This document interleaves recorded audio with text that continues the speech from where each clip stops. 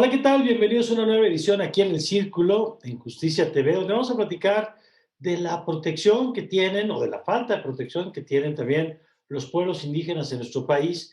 Y para eso déjeme presentarle a los invitados de este día. Saludo en primer lugar a Susana Bautista Cruz, ella es académica del Programa Universitario de Estudios de la Diversidad Cultural y la Interculturalidad de la UNAM. ¿Qué tal, Susana? Qué gusto.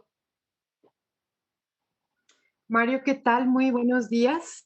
Muy contenta de poder participar esta mañana con ustedes. Les mando un saludo. Estoy acá en Casa Azul, en la comunidad Mazagua de Riollos Buenavista, del municipio mexiquense de San Felipe el Progreso. Muy bien, qué gusto poder platicar de las maravillas de la tecnología que nos permiten estar en lugares distintos, pero conversando, cosa que me da mucho gusto. Y también saludo a Martín Rodríguez Arellano, él es maestrante en Derechos Humanos y Derechos de los Pueblos Indígenas en la UAM. Martín, ¿cómo está?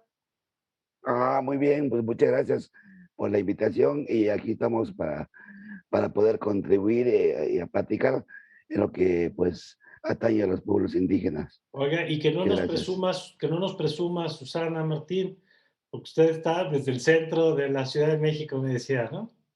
Sí, sí, estoy por el centro histórico de la Ciudad de México. Muy bien, Sí. para que vean que también tenemos de este lado. Muy bien, pues qué gusto que estén aquí con nosotros. Y yo quisiera, Susana, empezar esta conversación eh, primero preguntándole sobre el Estado, porque vamos a hablar de algunas medidas de protección de los pueblos indígenas en diversos campos. Pero yo quisiera empezar con un poco una radiografía, un diagnóstico de dónde estamos parados hoy, cuando hablamos de los derechos de los pueblos indígenas en México, que me parece que es de estas deudas, se dice mucho la deuda histórica, pero además lo cierto es que todos los datos, Coneval y las diferentes mediciones, pues muestran que sí hay deudas importantes. Pero a ver, quisiera conocer primero su punto de vista de dónde estamos parados en este tema. Sí, bueno, pues primero que nada, comentar que en efecto la construcción sociocultural que tiene el país es muy importante. Primero recordar que en un primer momento el Estado-Nación se conformó con una idea de homogeneidad. Ujú. Esa homogeneidad fue y ha sido un detonante de racismo y sobre todo de negación, no solamente de los pueblos originarios, sino de la tercera raíz, que son los pueblos afro-mexicanos, que también tienen una participación importante en nuestro país. Ujú. Y en ese sentido, bueno, han habido luchas desde entonces. Eh, Probablemente la que de mayor manera ha contribuido a una reforma estatal importante fue el movimiento zapatista en Claro. 1994. Gracias a ese movimiento, esto no quiere decir que antes no haya habido movimientos fuertes que tienen que ver con la resistencia de la población, de los pueblos originarios, de los pueblos indígenas de este país. Sin embargo, el movimiento zapatista fue el que de alguna manera detonó un movimiento no solamente al interior de México, sino en toda Latinoamérica y también en Europa. O sea, en ese momento fuimos el punto justo de reflexión sobre toda esta parte de la pluriculturalidad y la Ujú. diversidad étnica, no solamente para México, sino también en Europa. Y en ese sentido, a partir del movimiento, una serie también de cuestiones importantes como los acuerdos de San Andrés Larraízar, que finalmente dieron con una modificación importantísima al artículo segundo constitucional. Este es un primer momento importante porque los pueblos indígenas se van a reconocer como un sujeto jurídico de derecho. Hay que recordar que anteriormente en la Antes no. Constitución, no, en nuestra Constitución el artículo primero solo decía que todos éramos iguales ante la ley. Y en ese sentido, el artículo segundo, pues evidentemente comenta en el articulado que, bueno, los pueblos indígenas tienen su origen justamente como una población primera. Entonces, eso es muy importante.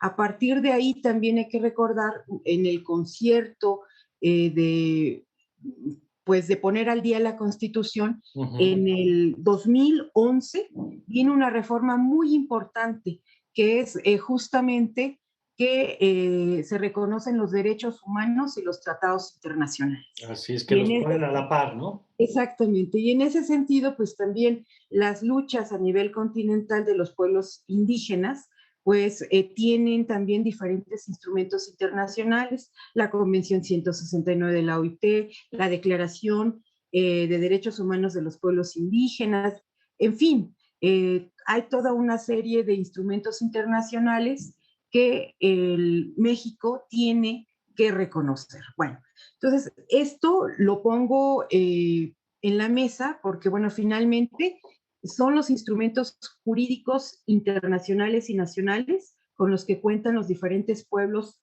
indígenas en el mundo y particular en México para su defensa. Muy bien. Sin embargo, y ya para terminar mi comentario, la situación económica en general del mundo y en particular de México, pues no nos ayuda la situación económica que tiene este país y por otro lado, pues las políticas públicas que de alguna manera cada 6 años con cambio de presidente, pues se van modificando. No hay una continuidad, no hay un esquema en estricto sentido que le dé una continuidad a lo Ujú. bien que se estaba haciendo o a lo que no se está haciendo.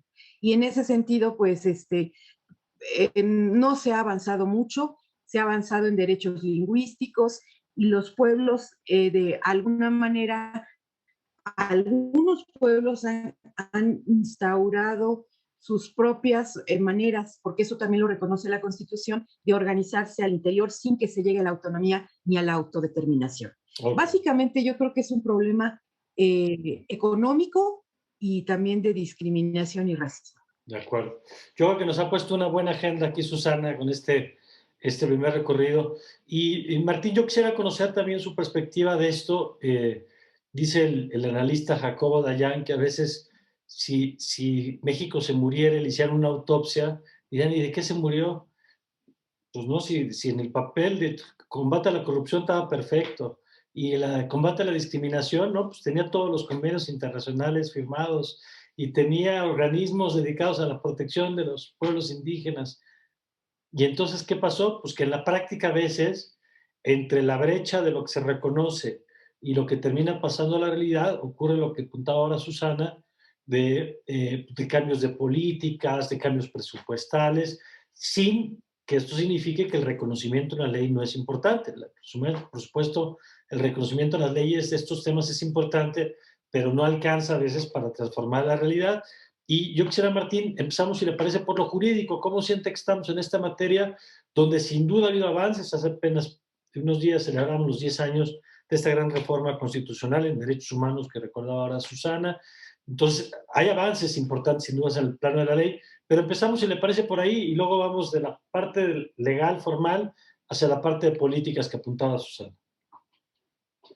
Bueno, llama la atención de cómo se ha ido desarrollando, digamos, la política y la ley en lo que fue Nueva España y hoy México. Ujú. En la Nueva España, pues así se reconocía el derecho a la población indígena, pero ese derecho pues solamente existía en las letras.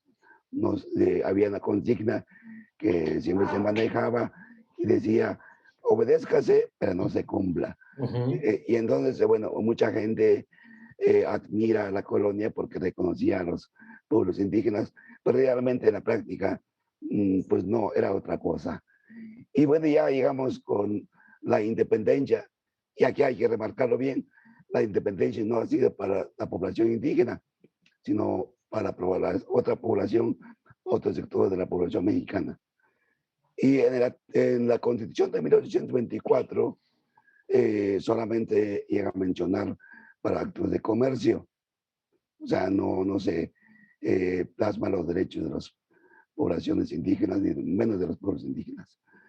Y llama también la atención que la Constitución de 1857, Ujú. eh, ahí sí, ya, como que dijeron, pues estos cuates estorban, y dijeron, en la misma constitución decía que éramos los bárbaros, así, En cuando la se, del 24 así decía, en el 57. en la del 57. Ah, entonces, así como que, y empezó la lucha contra los mayas, contra los yaquis. En fin, había un conflicto a nivel nacional. Y llega pues la constitución de 1917. Bueno, tampoco se les reconoce, sino que simplemente se les denomina campesinos, la gente del campo. Y bueno, ya hubo derechos sociales en el que se reconocía la propiedad de la tierra, pero de manera limitada. Bueno, y más adelante pues, hubo reformas, digamos, a la cuestión agraria, y ya pues ya donde al campesinado, pues una parte, claro, hay que decirlo así, pues es la realidad. Y bueno, pues hubo una dotación de tierras. Y bueno, ya lo demás, pues lo mencionado, ya lo mencionado la compañera Susana sobre los cambios. Bueno, en el plano internacional fue donde primero se dio el cambio. Recordemos que el Comité 107 de la Organización Internacional del Trabajo decía que éramos poblaciones indígenas, no teníamos personalidad jurídica, éramos así como eh, pues individuos, personas menores de edad, que había que protegerlos. Y, Tutelar. sí, sí, demasiado, pues. Y era también en 189 cuando ya se delibera lo que es ahora el convenio 169 de la Organización Internacional del Trabajo. Y luego, pues, al conmemorarse 500 años de encontronazo, pues realmente otros dicen que encuentro, pues yo digo que ni una de las dos cosas, porque realmente pues no había guerra, había pues invasión, masacre. En fin, son situaciones que muchas veces no queremos recordar, pero pues ahí está la historia. Y Claro. luego pues en 1992 es cuando en el artículo cuarto, pues ya el Estado plasma y reconoce la pluriculturalidad de la nación mexicana por primera vez. Y hay que recordar que antes de la Constitución está el Código Penal y el Código de Procedimientos Penales para el Distrito Federal, ya contemplaba los derechos de acceso a la justicia de la población indígena. Entonces decía, pues había toda población o toda persona indígena que tuviera algún conflicto con la justicia en cualquier calidad, de ser víctima, ofendido o imputado, indiciado en aquel tiempo, eh, tenía derecho a ser asistido por intérprete traductor que en su propia lengua, lengua materna nos referimos, y bueno, también pues tenía que tomarse en cuenta sus sistemas normativos internos o usos y costumbres, y bueno, todas sus especificidades culturales. Entonces, toda esa parte es lo que no quedó conforme, pero en el año 2001, ya lo remarcó la compañera, y bueno, pues ahí donde se amplía, ¿no? Gracias a los zapatistas que, bueno, que también contribuyeron bastante en este sentido. Y bueno, ya existe derecho lingüístico desde el año 2003, pero realmente no se ha podido aterrizar en la población indígena. Ya. La población indígena, los profesores siguen impartiendo las clases de educación básica en español o algunas otras excepciones donde sí le ponen a un profesor que sabe y domina la lengua, pero lo mandan a un lugar donde no es su lengua o de plano donde no es su variante. Entonces, finalmente termina dando las clases en español. Y así más o menos está el panorama en este momento, porque los derechos de los pueblos indígenas no ha podido aterrizar en la práctica.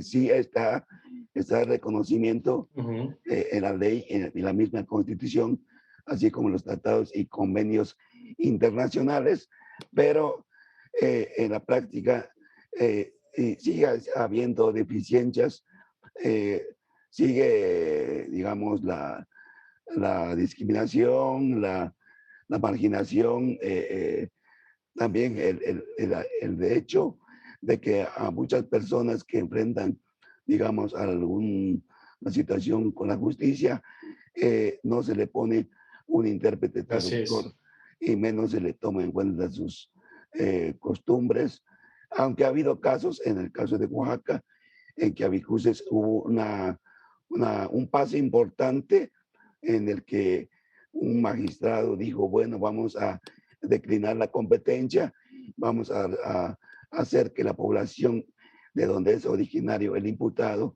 resuelva el conflicto. Y es un precedente muy importante Ok, del cual vale la pena claro. recalcar.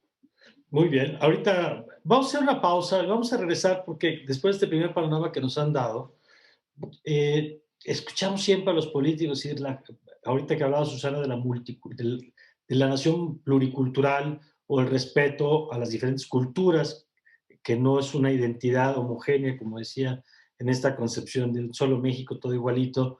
Pero ¿qué significan los hechos? ¿No? ¿Qué significan los hechos? Reconocer que hay culturas diversas y luego cómo se les protege, ¿no? Ya nos dirá Susana, tanto lo legal en los hechos, vemos de pronto diseños, artesanías, o sea, producción cultural que termina comercializado de pronto por terceros y eso genera debates. Vemos este tema de los idiomas que se van perdiendo por la falta de políticas al respecto. Pero si les parece de esto, platicamos regresando de este corte. Ya volvemos.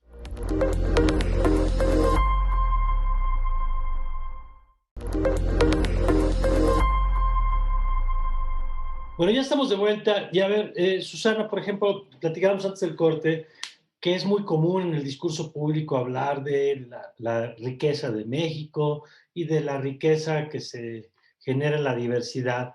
Pero, ¿qué significa, por ejemplo, el tema de reconocer las competencias tradicionales o el conocimiento generado por los diferentes pueblos indígenas?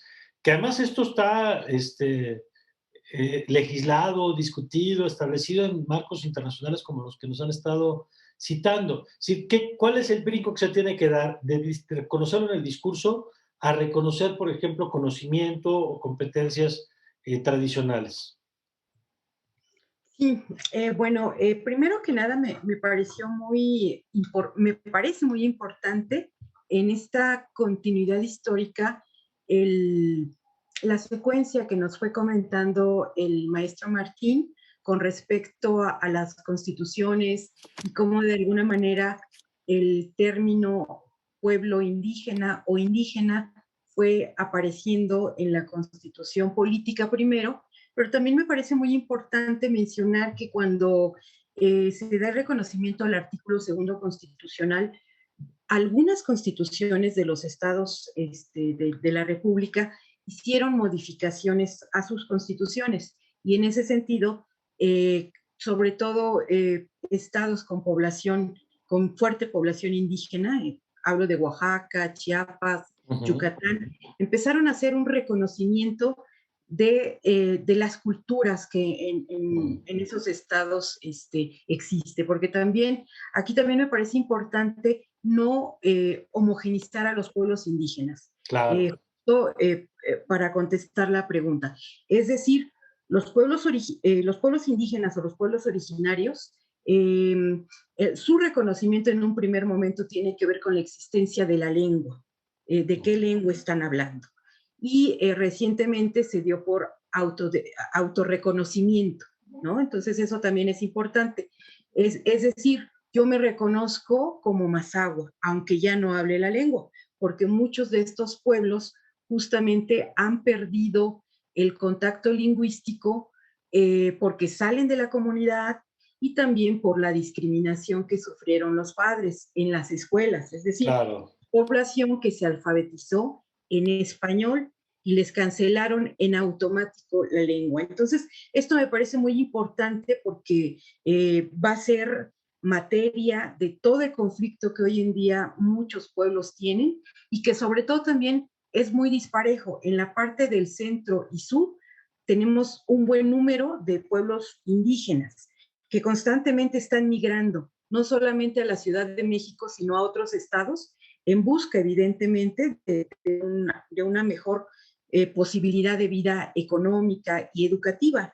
Y en la parte del centro, perdón, y en la parte del norte, ahí es donde las lenguas ya están prácticamente desapareciendo, ¿no? El paypay, el kumiay, en fin, todas estas lenguas están solamente en la oralidad de aquellas personas que ya son adultas mayores. Entonces, todo esto es muy importante entenderlo, si no estaríamos repitiendo lo mismo, es decir, homogenizar a los pueblos originarios. ¿En qué sí son iguales? En la pobreza, en la extrema pobreza, en que tienen que abandonar sus comunidades, sus pueblos e ir a ciudades, malbaratar toda la parte artesanal y en otros casos, pues hay pueblos que son migrantes de muchos años, los de Michoacán, los Purepecha, los Mazahua, que están en Los Ángeles, en Nueva York, y así como los Mazahuas están en la Ciudad de México y trabajan en la mano de obra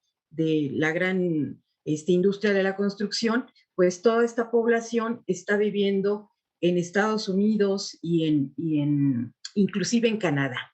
Ahora bien, el centro político de nuestro país sigue siendo la Ciudad de México y en ese sentido son de las 68 lenguas que el INALI reconoce también como pueblos indígenas, 53 pasan, migran a la Ciudad de México en cualquier momento, porque aquí hay que recordar que los pueblos regresan a sus comunidades a trabajar las tierras o a la celebración del santo patrono de su comunidad. Entonces es una migración que va y viene, ¿no?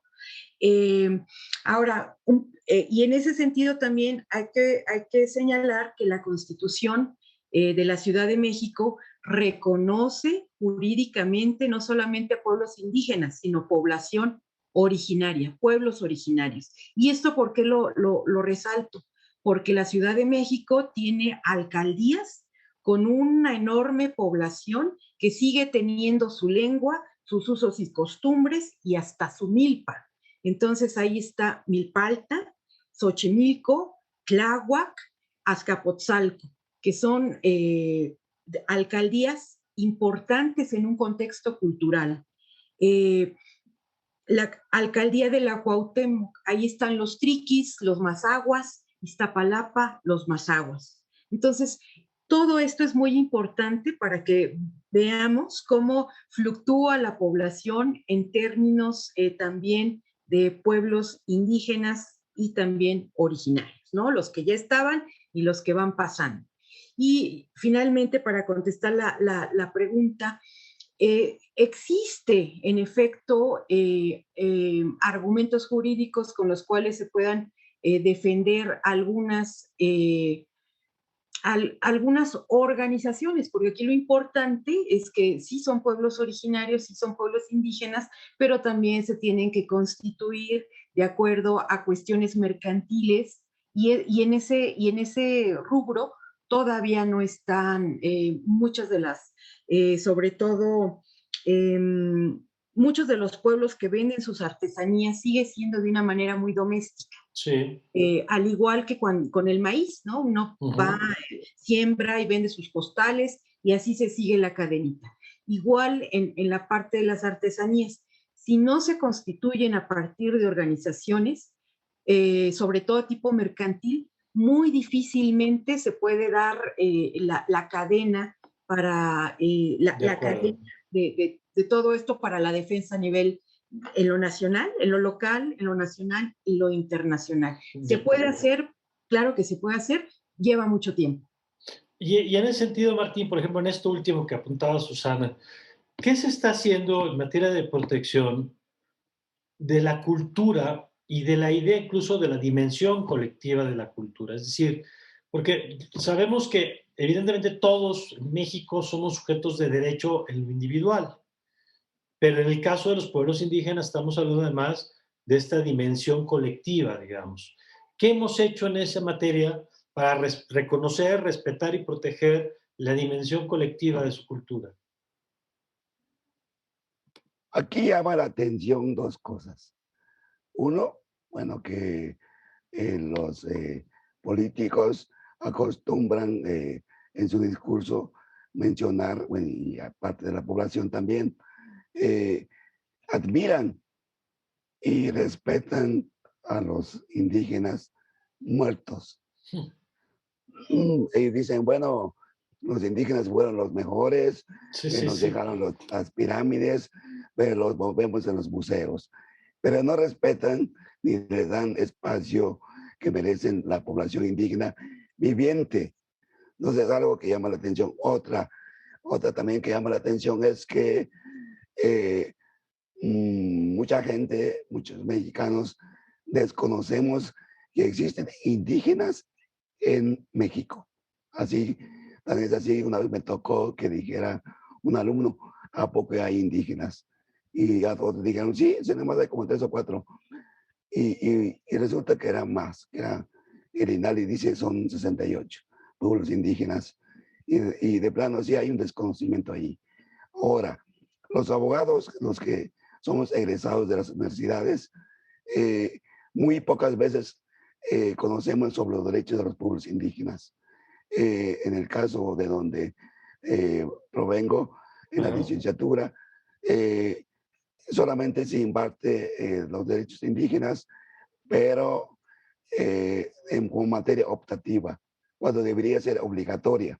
Obligatoria en el sentido de que todas las universidades, tanto públicas como privadas, y en todos los niveles también desde la educación básica, debería impartirse lo que es la presencia indígena y sus derechos. Pero bueno, no ha sucedido así y solamente en algunas partes. Y es un milagro que la Universidad Autónoma Metropolitana haya impulsado la maestría en Derechos Humanos y Derechos de los Pueblos Indígenas. Y mi admiración, pues porque es la única universidad hasta donde sé que imparte, digamos, sobre los derechos indígenas. Y de allí, pues, se desprende, pues, que la parte cultural, ¿qué se ha hecho? Ha sido la pregunta. Bueno, eh, ha habido avances, ha habido eh, reconocimientos, bien es cierto, pero la población indígena, al no comprender, al tener un nivel escolar muy bajo, más o menos entre cuarto y quinto grado de primaria, no difícilmente puede reconocer lo que son los derechos y obligaciones más que lo que mandatan, digamos, sus autoridades con sus propios sistemas normativos internos de donde viven. Ahora, la población migrante también eh, se encuentra indefensa porque al no reconocer, al no saber sus derechos que existen en las leyes, eh, pues difícilmente lo puede aplicar y muchas veces son encarcelados, son acusados de algo que no cometieron o son víctimas de personas desconocidas con otras costumbres que pues con engaños, con fuerza bruta los someten. Y bueno, y la parte, hablemos de la cultura en parte general. Es decir, pues toda cultura es lo que se aprende en la vida diaria. No solamente son las fiestas, no solamente son las artesanías, Claro. no solamente son las lenguas, Sí, es la sino visión del mundo, es el es la idioma, visión todo. Claro. cultural de toda una población. Entonces, eh, tenemos allí pues que cuando la población indígena no conoce sus derechos, son vulnerados que no son vulnerables. Porque aquí se confunde mucho la palabra ese de que cada persona dice, son la parte muy vulnerable y no, son vulnerados. Así hay que decirlo con todas sus letras. Bueno, en cuanto a la parte lingüística, ha habido mucha discriminación. Las personas que, digamos, con quien uno se rodea a veces desconocen que hay lenguas indígenas y que las lenguas indígenas siempre valen menos. Por eso es que decían que los profesores en los años 70, 60, 80 todavía, decía, bueno, el que hable su idioma nativa va a ser castigado y va a ser multado. Y sí, castigaban a los niños, multaban a los padres porque a su hijo no le enseñaba a hablar español. Eso es cierto, a mí me tocó vivir esa parte. Luego también, al decir pues, que son dialectos, están minimizando, porque entiéndase el dialecto como una variación de una lengua. Entonces, una lengua mije como el que yo hablo, no puede ser dialecto, sino que es una lengua en toda la extensión de la palabra que tiene sus propias variaciones dialectales que se habla en cada municipio, en cada población. Entonces, por ejemplo, el mije tiene 6 variantes dialectales según el Ok. INALI. Y bueno, es un solo idioma, una sola Ujú. lengua. Y bueno, también tiene que ver también con lo del presupuesto. Por ejemplo, el Instituto Nacional de Pueblos Indígenas, bueno, actualmente cuenta con un presupuesto de un poco más de 6.000 millones de pesos. Pero si vemos que en el año 2012 era casi 12.000 millones de pesos. Entonces hay una reducción del presupuesto para apoyar precisamente a la población indígena. Y cuando se debe también a los megaproyectos, allí pues debe de haber una consulta previa, libre e informada, para que puedan ver qué tanto les afecta la parte cultural de su región. Bueno, pues algunas veces no se ha dado o se ha dado de manera amañada, pues. Y bueno, también a la población indígena también se la ha criminalizado por sus protestas, por su inconformidad. Se le está viendo desde otra óptica, desde la óptica del mundo occidental. O sea, a la población indígena yo creo que hay que escucharlos, no creo, sino hay que escucharlos, lo afirmo, hay que escucharlos y que ellos digan qué es lo que quieren, qué Ujú. es lo que de veras quiere que se le construya en su región, en su territorio. También ha habido casos, sobre todo las artesanías, Ujú. que empresas extranjeras y también algunas nacionales se han apropiado de sus diseños, de sus creaciones y alguna vez hasta han cometido plagios también y, y al usar pues de manera indebida, sin autorización de la población que lo ha creado, pues ahí han cometido pues la violación de derechos humanos Ujú. de las personas indígenas. De acuerdo.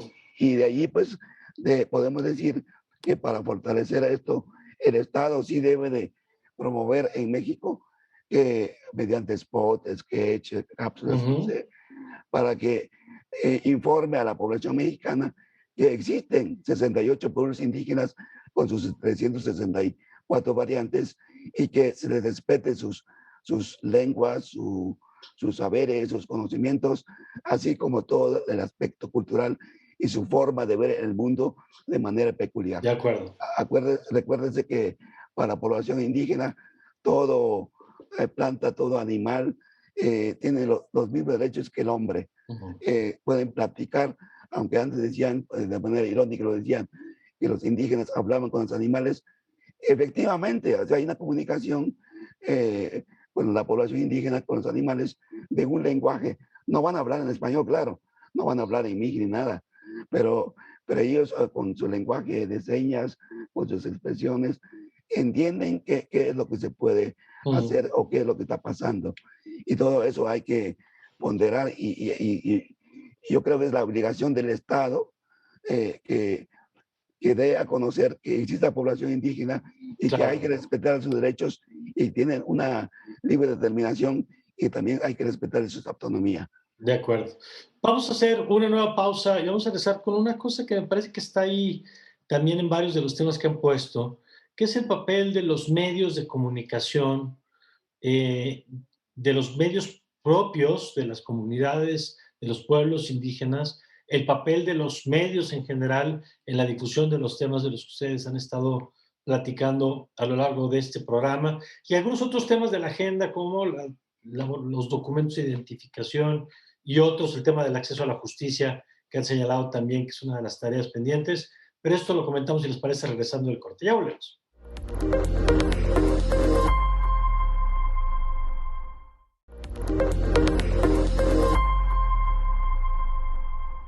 Bueno, estamos de regreso. Y a ver, Susana, yo quisiera conocer su opinión, porque uno de los temas de protección también pasa por el tema de los medios, que los medios tienen múltiples funciones, ¿no? Desde socializar, difundir, como decía Martín, para que no pensemos que no existen los pueblos indígenas, para llevar información, por supuesto, relevante, para preservar la cultura, porque los medios también eh, pues juegan un papel fundamental en ese sentido.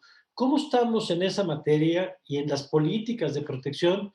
Que además con la tecnología de hoy me parece que es mucho más fácil que las comunidades pudieran tener, con las políticas adecuadas, medios de comunicación que sirvan para estas funciones que hablamos, de socialización, de preservación, de ejercicio de memoria, de expresión, por supuesto. ¿Cómo ve este tema? Sí, bueno, estoy pensando mi respuesta y también Sí. quiero unirla a los comentarios del maestro Martín, que me parecieron extraordinarios, sobre todo cuando él menciona que al indio, ¿verdad? Al hombre y a la mujer, porque al indio en México lo recordamos con la imagen de Tizoc, ¿no? Con esta película de Tizoc, y a la India la vinculamos con la imagen de la India María, que por cierto, este personaje, porque es un personaje salido de la televisión, ¿no? María Elena Velasco, que personificó en su momento a una mujer de origen mazahua que vendía verduras, sus productos, y que después la fueron colocando como una trabajadora doméstica y que se ha quedado desgraciadamente en el colectivo, no solamente de la memoria colectiva, de la gente que vio estas películas en ciudades, sino también en las mismas poblaciones indígenas que han visto esta película, pues inclusive hasta se emocionan cuando ven el traje masá. Sin embargo, yo creo que pues es realmente un sinónimo de discriminación, ¿no? Y además también pues es una imagen que no representa a las mujeres indígenas. Las mujeres indígenas, si bien es cierto, viven en condiciones, en su mayoría, de extrema pobreza, sí ha habido un cambio, es decir, la mujer indígena ha ido encontrando y más bien ha alzado la voz y encontrando su propio camino.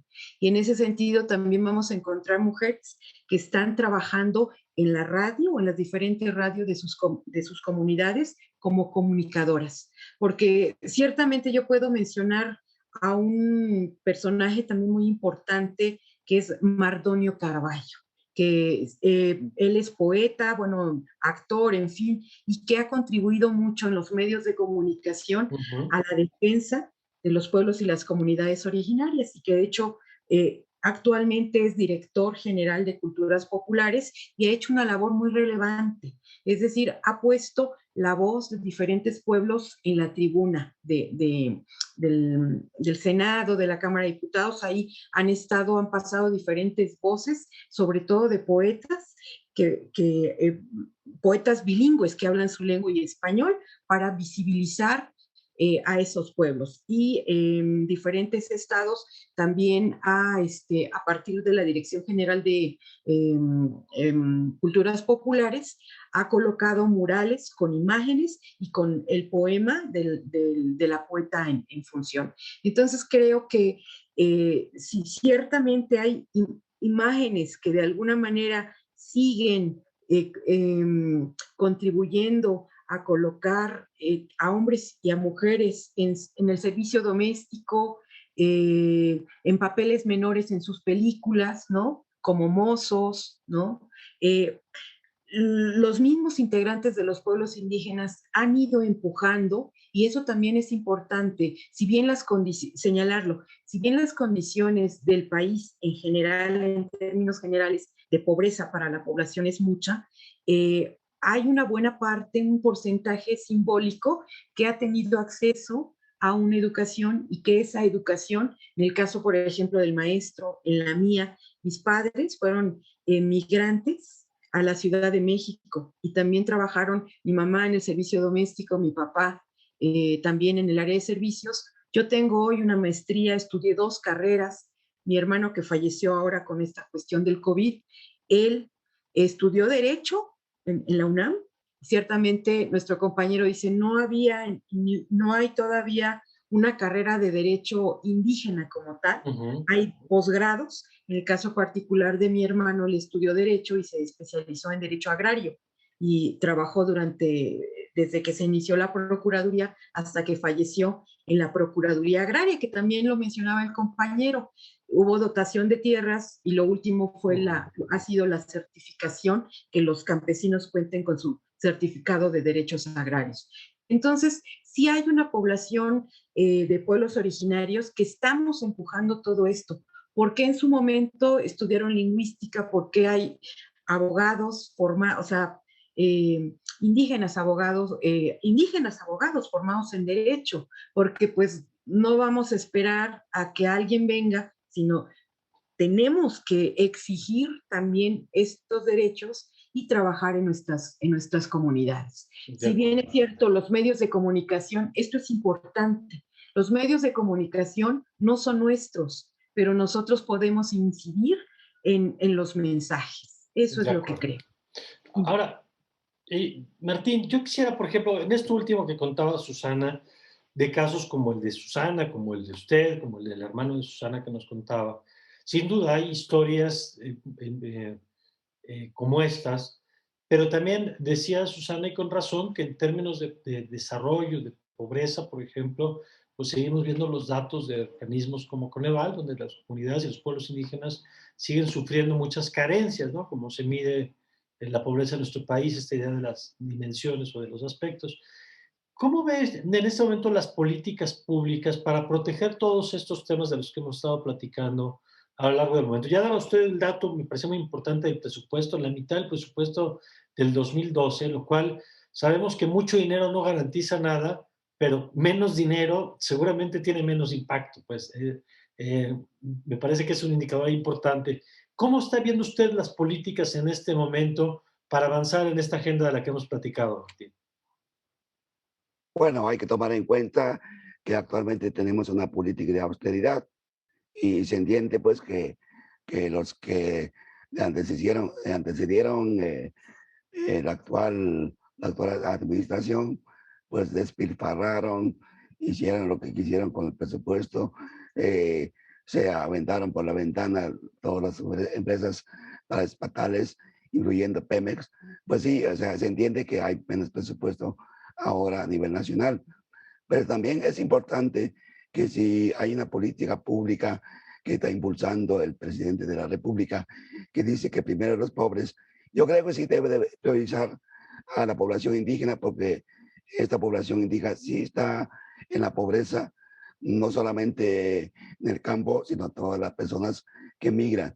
Las personas que migran es porque están buscando oportunidades de trabajo, no solamente a nivel interior, sino también a nivel externo. Se van a Estados Unidos, a Europa, a Asia, y algunos llegan a África.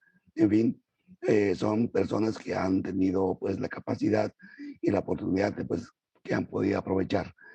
Eso es lo referente de la política pública.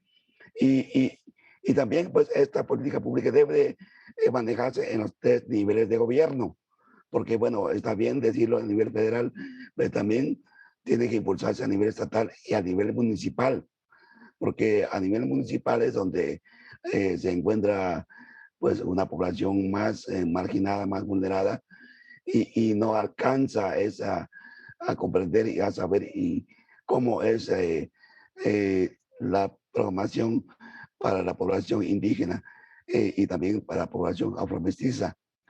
Y, y ahí pues sí tiene que ver que debe haber capacitación también de los funcionarios públicos, si bien es cierto que hace unos 10 años atrás el gobierno de la Ciudad de México decretó que todos los funcionarios debían hablar en náhuatl, pero eso no se cumplió. Solamente han aprendido a decir Tlazacamati, eso es todo, y ya dicen que son náhuatl. Y no se trata de eso. Tiene que aprender toda la lengua completa y también parte de su cultura. Sobre todo apreciar que el indígena no es el otro, no es aquello, no es el que estorba, no. Deben ellos de tomar en cuenta que pues somos una población originaria. Antes de que llegara la conquista, aquí ya estábamos aquí y bueno, pues primero en tiempo, primero derecho, pero no ocurre eso. Ahora pues tiene que ver también con la corrupción que ha habido y también que siga habiendo, porque uno lo mira, lo palpa, de que hay personas que no han comprendido que todo esto ya debe de acabarse. Y una cosa muy importante que debe de tomar en cuenta, incluso la Secretaría de Educación Pública debería implementar un programa para que las lenguas indígenas sean obligatorias en donde se habla, donde la población es mayoritariamente indígena. Actualmente solamente lo está ejecutando Yucatán, pero en otras entidades federativas todavía no ha llegado a esta cuestión. Yo creo que de esa parte se puede rescatar, se puede recrear y se puede fortalecer las lenguas indígenas y también las culturas. Las culturas indígenas no son objetos de burla, porque no lo miremos desde el ojo de Occidente, desde el ojo eurocentrista, sino miremoslo desde una cultura diferente, una cultura que vela por el bienestar. Si nos damos cuenta, donde existe población indígena, allá hay bosques, allá hay agua limpia, agua transparente, en fin, y todo eso hay que concientizar.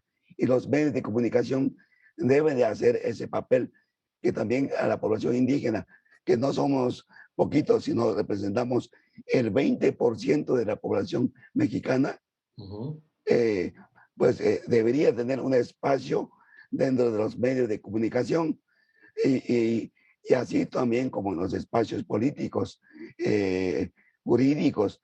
En el caso, digamos, le pondré un ejemplo, en la parte judicial, pues de los 11 ministros, pues yo creo que debería haber mínimo un ministro indígena y no lo tenemos.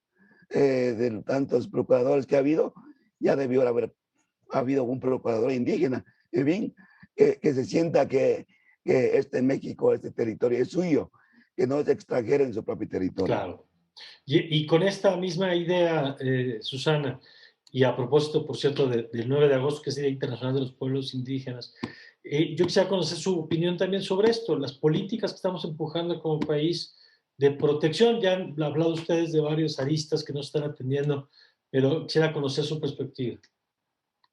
Sí, bueno, yo estoy muy agradecida con la educación pública. Yo no hubiera, creo yo que haciendo una reflexión en torno al camino que tienen las mujeres indígenas y sintiéndome miembro de un pueblo, pues difícilmente hubiera podido acceder a la educación si no fuera pública, ¿no? Yo estudié Derecho justo también porque en casa no, no había dinero y mi hermano ya estaba en la Universidad Nacional. Entonces, bueno, dije, voy a estudiar de lo mismo que mi hermano porque en casa no hay para comprar libros. Yo originalmente quería estudiar medicina, pero pues veía también que era una imposibilidad. Empiezo a estudiar Derecho, me toca en la Facultad de Derecho de Ciudad Universitaria y un poco antes está la Facultad de Filosofía. Entonces, bueno, me entusiasmé muchísimo y empecé a estudiar carreras simultáneas. Yo estudié Derecho y Literatura Inglesa en la Facultad de Filosofía y Letras. Y bueno, y ahí mismo me he quedado a hacer mi carrera universitaria. Soy profesora también de un programa muy importante que es una política pública educativa, que es el programa universitario de la diversidad e intercultural. Y creo yo que es uno de los primeros programas, porque también esto es importante, las políticas educativas y en el caso particular de la UNAM, como una generadora también de investigación y de difusión de la cultura, pues este programa es muy, muy importante, que a pesar de que es también una materia optativa, pues pasa por diferentes facultades y se trata de sensibilizar a los estudiantes de justamente de que conozcan que es un país multicultural y también tiene un programa de becas en donde este programa beca a 900 estudiantes. Y eso es muy importante, es una beca económica y también hay una beca por proyecto. Es decir, si el estudiante está vinculado con la comunidad y quiere apoyar un proyecto en su propia comunidad, la Universidad Nacional también lleva a cabo un apoyo de tipo económico en donde va siguiendo el desarrollo. Por otro lado, también, y esto es muy importante, la Universidad Nacional, a partir de este programa, lleva uno de los festivales más importantes de divulgación en cuanto a poesía en lenguas originarias, que es el Festival de Poesía Las Lenguas de América Carlos Montemayor. En una idea muy generosa del maestro Montemayor, que ya falleció, y del doctor León Portilla, de abrir, de poner en igualdad a las lenguas. Es decir, el inglés no va a ser más importante que el maya, ni el portugués que el ayuco. Entonces, en ese sentido, cada 2 años se presenta un festival con alrededor de 10 poetas y se trata de que la sala de conciertos de Zahualcóyotl reciba a un total de 2.300 personas en el interior del mismo, ¿no? Entonces, ha sido una labor muy importante. También la Universidad Nacional tiene una única maestría en donde es la maestría en etnicidad, etnodesarrollo y pueblos indígenas, que se da conjuntamente con la Universidad de San Carlos en Guatemala, y 2 programas dedicados a cuestiones de pueblos originarios. Uno de ellos lo conduce el maestro Mardonio Carballo, y él pues ya tiene un poquito de más de tiempo. Entonces, a nivel de política institucional, la Universidad Nacional, de alguna manera, tiene un programa fuerte y sobre todo hay que recordarlo. A la Universidad Nacional está en el imaginario de todo estudiante del país por toda la infraestructura que tiene y todas las carreras. Entonces, hay un esfuerzo extraordinario porque los estudiantes lleguen a nuestra universidad y después también puedan hacer una movilidad internacional, que eso también es muy importante. Pues muy importante el papel de las universidades en estos temas, porque no todo es la política del gobierno, y como decía además Martín, no todo es la política federal, también está lo que pasa en los estados, y en este caso lo que pasa con las universidades. Pues se nos acabó el tiempo, voló el reloj, pero seguiremos hablando de estos temas si nos lo permiten. Susana, muchas gracias. Al contrario, muchas gracias. Solamente también quiero hacer un último comentario. Sí. Martín Rodríguez Arellano también es poeta y tiene una obra literaria también representativa, y en mi caso también yo escribo, no escribo en lengua mazahua, pero también escribo en español. Pues muy importante, gracias. Gracias, Martín. Muchas gracias por la invitación. Pues hay que reconocer que ha habido avances en materia indígena y hay instituciones como la Universidad Pedagógica Nacional, las universidades interculturales, el Fondo Nacional para la Cultura y las Artes, el Instituto Nacional de Pueblos Indígenas, Dirección General de Cultura Populares, y también asociaciones civiles como OTIGLE, ELEAC, que se dedican precisamente al desarrollo, al fortalecimiento de la lengua y la cultura de los pueblos indígenas. Muchas gracias por la invitación. Gracias. Al contrario, Martín, gracias a usted, gracias a Susana, y gracias a usted por habernos acompañado. Yo le invito, como siempre, que continúe con nuestra programación aquí en Justicia TV. Yo soy Mario Campos y le deseo, como siempre, que tenga usted un magnífico, pero un magnífico día.